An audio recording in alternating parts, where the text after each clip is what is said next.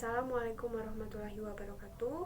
Perkenalkan, nama saya Amalia Santri dengan NIM 1911260050 dari Prodi Ilmu Pengetahuan Alam semester 5. Di sini saya akan memenuhi tugas dari mata kuliah Pengembangan Media Pembelajaran IPA, di mana tugasnya dengan membuat media pembelajaran dengan dosen Ibu Munawwaroh MPD. Baiklah, selamat menyimak dan mendengarkan materi dari saya. Baiklah, di sini saya akan menjelaskan sedikit tentang materi sistem pernapasan manusia. Yang pertama ada pengertian sistem pernapasan manusia.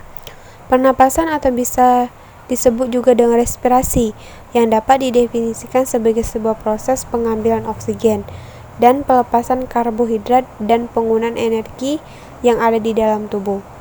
Selanjutnya ada frekuensi pernapasan pada manusia ini dipengaruhi oleh beberapa faktor, yaitu usia, jenis kelamin, suhu tubuh, posisi tubuh, dan aktivitas yang dilakukan. Semakin bertambahnya usia, frekuensi pernapasannya akan semakin rendah. Selain itu, laki-laki memiliki frekuensi pernapasan yang lebih tinggi dibandingkan dengan perempuan karena butuh oksigen dan produksi karbodioksida pada tubuh laki-laki lebih tinggi dibandingkan pada tubuh perempuan. Yang kedua ada fungsi sistem pernapasan manusia. Yang pertama, menghirup dan menghembuskan udara atau bernapas. Pada paru-paru, udara dihirup melalui rongga hidung dan mulut. Selanjutnya akan bergerak melalui faring, laring, dan trakea. Lalu menuju ke paru-paru. Selanjutnya udara akan dihembuskan keluar dan mengalir melalui jalur yang sama. Kedua, pertukaran gas antara paru-paru dan aliran darah. Di dalam paru-paru akan terjadi pertukaran antara oksigen dengan limbah karbon dioksida. Proses ini disebut dengan respirasi eksternal dan terjadi di alveoli. Oksigen yang dihirup akan mengikut molekul hemoglobin dalam sel darah merah dan dipompa melalui aliran darah. Yang ketiga, pertukaran gas antara aliran darah dan jaringan di dalam tubuh. Aliran darah akan mengalir oksigen ke sel tubuh dan membuang limbah karbon dioksida. Proses ini disebut respirasi internal. Pada proses ini, sel darah merah akan membawa oksigen yang diserap dari paru-paru ke seluruh tubuh melalui pembuluh darah. Keempat, menciptakan suara. Udara yang menggetarkan pita suara akan menciptakan sebuah suara. Suara ini dibentuk oleh struktur di saluran pernapasan bagian atas. Selama pernapasan udara akan mengalir dari paru-paru ke kotak suara. Saat manusia berbicara, otot laring akan menggerakkan tulang rawan arytenoid. Selanjutnya akan mendorong pita suara. Getaran yang besar pada pita suara akan menghasilkan suara bernada tinggi, sedangkan getaran yang kecil akan membuat suara bernada rendah. Yang kelima, mencium bau. Proses penciuman dimulai dengan serat penciuman yang melapisi rongga hidung. Saat udara memasuki rongga hidung, bahan-bahan kimia di udara akan mengaktifkan reseptor sistem saraf. Stimulus ini akan mengirimkan sinyal ke otak. Yang ketiga, organ dan bagian-bagian sistem pernapasan manusia. Yang pertama ada rongga hidung. Udara yang berasal dari luar akan memasuki rongga hidung.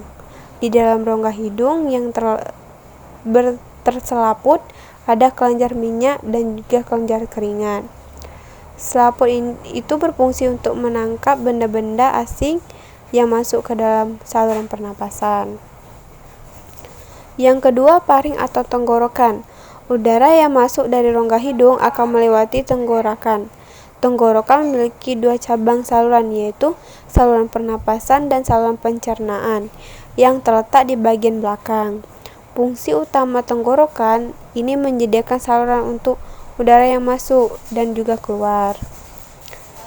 Yang ketiga, trakea atau batang tenggorokan.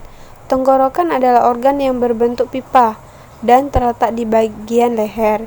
Sampai ke rongga dada, dinding tenggorokan sangat tipis dan kaku dan ada di dalam rongga bersilia. Silia ini memiliki fungsi untuk menyaring benda-benda asing yang masuk melalui saluran pernapasan.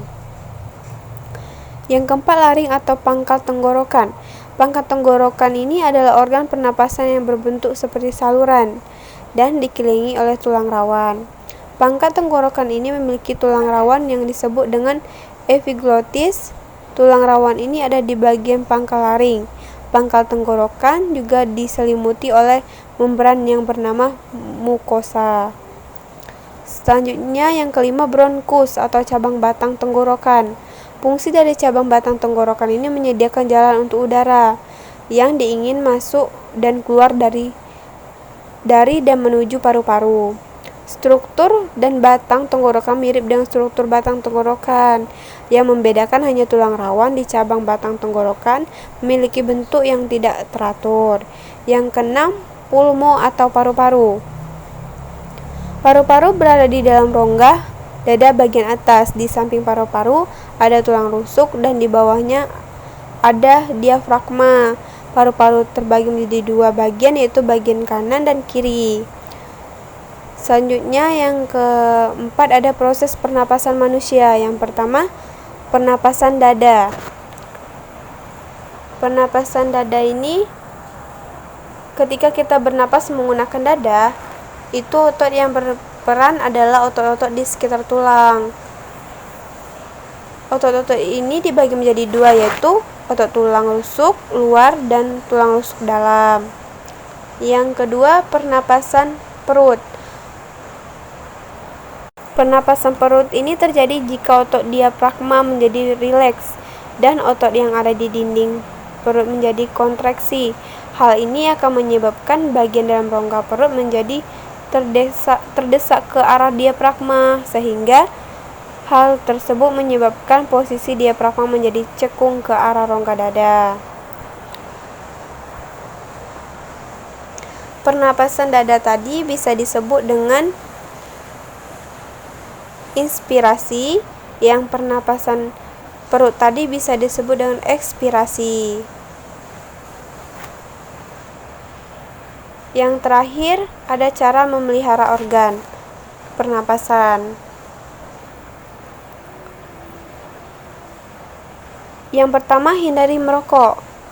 Nah, merokok ini mungkin hampir semua orang sudah mengetahui bahwa merokok salah satu kebiasaan yang buruk dan bisa mendatangkan berbagai penyakit.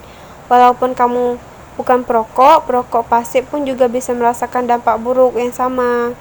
Yang kedua, berolahraga. Saat manusia berolahraga, jantung akan berdetak lebih cepat dan paru-paru juga tubuh saat berolahraga akan membutuhkan lebih banyak oksigen. Ketika berolahraga, manusia biasanya akan bernapas sebanyak 15 kali per menit menjadi 40-60 kali per menit.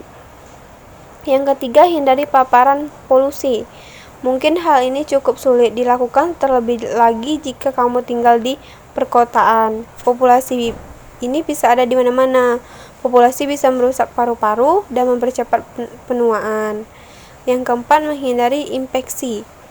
Cara terbaik untuk menghindari infeksi paru-paru yaitu menjaga kebersihan, selalu cuci tangan, jika ingin mengkonsumsi makanan, bersihkan badan secara teratur, minum banyak air, mineral, dan selalu konsumsi buah dan sayuran setiap harinya. Itulah penjelasan tentang materi sistem pernapasan manusia dari saya. Semoga bermanfaat. Saya ucapkan terima kasih. Wassalamualaikum warahmatullahi wabarakatuh.